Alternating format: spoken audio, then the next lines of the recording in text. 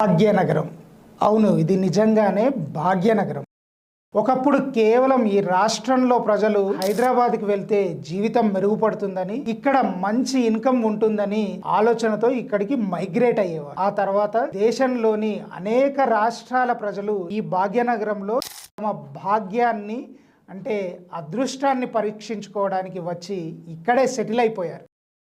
దానికి కారణం ఇక్కడ ఉన్న ఆదాయ వనరులు మాత్రమే కాదు, ఇక్కడ ఉన్న ప్రకృతి కూడా ఒక ప్రధానమైన కారణం. డెక్కన్ పీఠభూములు కావడం చేత ఈ హైదరాబాద్ అన్ని కాలాలలో కూడా నివాసయోగ్యంగా ఉంటూ ఆరోగ్యాన్ని మరియు ఆహ్లాదాన్ని కలిగించడం వల్ల ఇక్కడికి వచ్చిన వారు ఇక్కడే సెటిల్ అవుతున్నారు. ఈ హైదరాబాద్ ఇప్పుడు పెట్టుబడులకు కూడా సేఫెస్ట్ ప్లేస్గా పేరు తెచ్చుకోవడం గమనార్హం. 30 సంవత్సరాలుగా చూసుకుంటే హైదరాబాద్ తన పరిధిని విస్తరిస్తూనే ఉంది. ఒకప్పుడు జంట నగరాలుగా ఉన్న హైదరాబాద్ అంటే హైదరాబాద్, సికింద్రాబాద్ మాత్రమే ఉండేవి.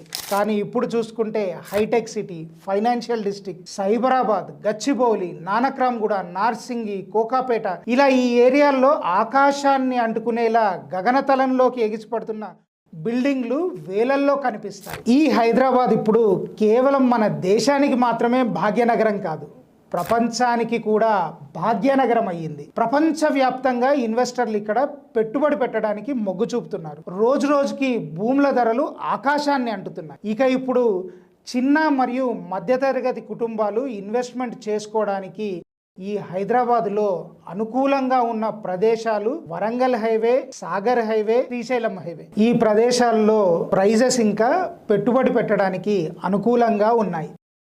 కాబట్టి మిత్రులారా, ఇప్పుడే ఒక సరైన నిర్ణయం తీసుకోండి.